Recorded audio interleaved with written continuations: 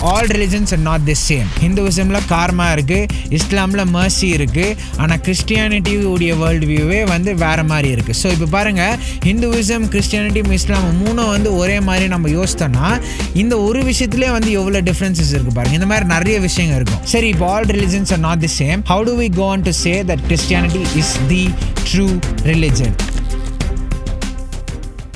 1 Corinthians chapter 15:12 வந்து ஒரு வசனம் இருக்கும். என்னன்னா, ஜீசஸ் வந்து உயிரோடு எழுந்துக்கலனா our faith is in vain. இது வந்து பால் எழுதுறாரு. ஆண்டவர் வந்து மரிச்சு 3ஆவது நாள் உயிரோடு எழுந்தில்லனா நம்மளுடைய பிலீஃப் வந்து வெயின் தான். எல்லாரும் மாதிரியும் தான் நம்ம வந்து we are the most pitiful ன்னு வேற சொல்லுவாரு பால். Our faith hinges on the resurrection of Jesus. If Jesus really did rise from the dead, then our faith is true. Then Jesus Christ is God and the God of the Bible is true. If he didn't, then we are just like any other religion in the world. So இப்போ நம்ம என்ன question பண்ணனும்னா, how do we show that Jesus Christ actually rose from the dead? How do we show that the resurrection really did happen? இத பத்தி நான் உங்களுக்கு சொல்றதுக்கு முன்னாடி நான் உங்களுக்கு ஒரு வீடியோ போட்டு காட்ட போறேன். இத பாருங்க, பார்த்துட்ட பிறகு இத பத்தி இன்னும் கொஞ்சம் பேசுவோம்.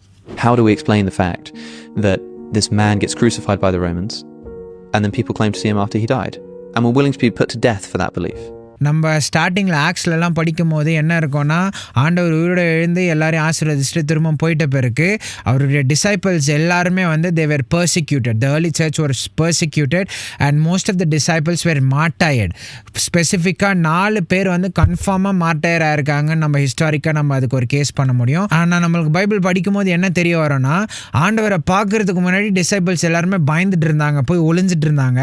ஆனால் ஆண்டவரை பார்த்த பிறகு, அவர் உயிரோடு எழுந்து போய் இவங்களெல்லாம் பார்த்துட்டு போன பிறகு அவங்க எல்லாருக்கும் பயங்கரமாக கரேஜ் வந்துடும், பயங்கரமாக தைரியம் வந்து போய் ஆண்டவரை பற்றி பேச ஆரம்பிச்சிருவாங்க. ஸோ இப்போ இவர் என்ன பாயிண்ட் பண்ண போறாருன்னா, பயந்துட்டு ஒளிஞ்சிட்டு இருந்தவங்களுக்கு திடீர்னு எங்கேருந்து தைரியம் வந்துச்சு போய் ஆண்டவரை பற்றி பேசுறதுக்கு, அதுவும் சாகிறதுக்கு போகிறதுக்கு ரெடியாக இருக்கிற அளவுக்கு எப்படி அவங்களுக்கு தைரியம் வந்துச்சுன்னு கேட்குறாரு. ஸோ லெட்ஸ் கீப் வாட்சிங். நிறைய நான் உங்களுக்கு சொல்லிட்டு அவர் சொல்கிறதுக்கு முன்னாடி நான் பார்ப்போம். And were willing to be put to death for that belief. Now, okay, maybe he didn't die. Unlikely, as they say, the Romans knew how to kill people. And supposedly, they check. Okay, so likelihood is that he was actually crucified. Muslims உடைய ஒரு belief என்ன இருக்குன்னா, Jesus actually wasn't crucified. அவர் வந்து crucify பண்ணல, அவர் crucify பண்ண மாதிரி காமிச்சுக்கினாங்கன்னு இருக்கும் அவங்க குரான்ல. ஆனா இவர் என்ன சொல்றாருன்னா இந்த வீடியோல, ரோமன்ஸ் உடைய crucifixion ஸ்டைல் வந்து பயங்கரம் குரூசமான ஒரு மெத்தட். அந்த crucifixion யாராலையும் சர்வைவே பண்ண முடியாது. Because it is specifically that crucifixion method is absolutely the worst way someone can kill a human being. நமக்கு இந்த பேஷன் ஆஃப் கிரைஸ்ட்லாம் பார்த்தது நீங்கள் பார்த்துருந்தீங்கன்னா தெரியும். அதில் ரொம்ப எவ்வளோ வந்து குரூசமாக இருக்கும் பார்க்குறதுக்கே. நான் அதை பார்க்குறதுக்கே பிடிக்காது, நான் பார்த்தேன்னா திரும்பிப்பேன், அந்த அளவுக்கு இருக்கும். ஆனால் அதை ஷூட் பண்ணவங்களே சொல்கிறாங்க, ஜீசஸ்க்கு நடந்ததில் ஒரு 40% கூட எங்களால் அதில் காட்ட முடியல, இதோட பயங்கரமாக இருந்திருக்கும் அவருடைய க்ரூசிஃபிக்ஷன் எக்ஸ்பீரியன்ஸ்னு சொல்லியிருக்காங்க. அவர் சிலுவையில் செத்துட்டாரான்னு பார்க்குறதுக்கு போய் அவருடைய சைடில் ஸ்பியர் வச்சு குத்தி பார்ப்பாங்க. அப்போ ரத்தமும் தண்ணியும் கலந்த அந்த மிக்சர் வந்து அவருடைய பாடியிலேருந்து வெளியே வரும். So he is dead. அவங்க கன்ஃபார்ம் பண்ண பிறகு தான் அதுக்கப்புறமா தான் போய் அவருடைய பாடி எடுத்துகிட்டு போய் டூமில் அடக்கம் பண்ணுறாங்க. So it is very unlikely that Jesus survived because like he said, the Romans knew how to kill people. Okay, so likelihood is that he was actually crucified. And then a few days later, people are claiming to see him. Maybe they're lying, but then you don't tend to go to death for something you know to be a lie. ஆண்டவரை உயிரோட பார்க்கறதுக்கு முன்னாடி எல்லாம் பயந்துட்டு இருந்தாங்க. ஆனால் ஆண்டவரை பார்த்த பிறகு எல்லாரும் போய் பயங்கரம் போல்டாக, பயங்கரம் கரேஜியஸாக ஆண்டவரை பற்றி ப்ரீச் பண்ண ஆரம்பிச்சிட்டாங்க. இப்போ நிறைய பேர் சொல்லுவாங்க, அவங்க வந்து பொய் சொல்லியிருக்கலாம், ஆண்டவர் உயிரோட எழுந்துட்டாருன்னு பொய் சொல்லியிருக்கலாம். ஆனால் யோசித்து பாருங்கள், நம்ம ஒரு விஷயம் பொய் உண்மை இல்லைன்னு தெரிஞ்சுட்டா அதுக்காக ரிஸ்க் எடுக்க மாட்டோம், லெட் அலோன் கிவ் அப் அவர் லைஃப்ஸ். ஆனால் அதே ஒரு விஷயம் உண்மைன்னு தெரிஞ்சிச்சுன்னா, உனக்கு மட்டும்தான் தெரியும்னு உனக்கு தெரிஞ்சிச்சுன்னா, அது மேலே பேஷனட்டாக இருந்தனா அதை ப்ரூவ் பண்ணுறதுக்கு எவ்வளோ பெரிய ரிஸ்காக இருந்தாலும், உண்மையாக பேஷனட்டாக இருந்தால் எவ்வளோ பெரிய ரிஸ்காக இருந்தாலும் எடுக்க முடியும். அதுதான் இவர் சொல்லிட்டு இருக்காரு, you don't tend to be willing to die for something that you know to be a lie. You're willing to be put to death for things that you think are true that are false, but very rarely are people willing to die for beliefs that they don't actually believe themselves. That doesn't really happen. So they probably weren't lying, as maybe they were mistaken. Imagine spending every single day with this person, living with this person, eating with this person, and then you've only seen him a few days ago, and somehow imagine somebody managed to convince you that they were me. Even if I had a twin brother, they probably wouldn't be able to convince you that it was me. சரி, okay, மறிச்சது confirm பண்ணிட்டாங்க. அடுத்த விஷயம் வந்து டூமும் எம்டியா இருக்கு. So இப்போ இந்த empty டூமை எப்படி எக்ஸ்பிளைன் பண்ணுவாங்க? அதுக்கு ஒரு தியரி நிறைய பேர் சொல்லுவாங்க. என்ன சொல்லுவாங்கன்னா, அவர் மறிச்சிட்டாரு, பாடி எடுத்துகிட்டு போய் யாரோ ஒலிக்க வச்சுட்டு அதுக்கப்புறமா வேற ஒருத்தர் வந்து ஜீசஸ்ன்னு அவரை போர்ட்ரே பண்ணிக்கிறதுனால இவங்க எல்லாரும் ஜீசஸ் தான் ஆக்சுவலாக உயிரோடு எழுந்து வந்துட்டாங்கன்னு பிலீவ் பண்ணிட்டாங்கன்னு சொல்லுவாங்க.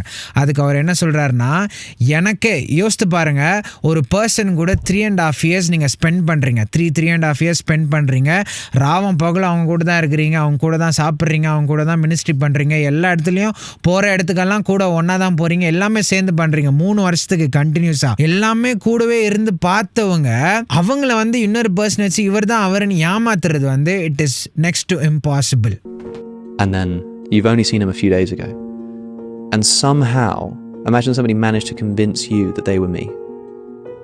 Even if I had a twin brother, they probably wouldn't be able to convince you that it was me. Or maybe they were hallucinating in groups. One of the earliest gospel New Testament sources is the letters of Paul, the earliest. And in one of those letters, Paul refers to Jesus having appeared to 500 people all at once. And in some of the gospels, you get at least some group appearances, at least more than one person, and sometimes, groups of the 12 all seeing Jesus all at once. You don't get group hallucinations like that. And so it doesn't seem like they were mistaken either. And so if they're not mistaken, they're not making it up. What explains the fact that these people claimed to see him after he had died?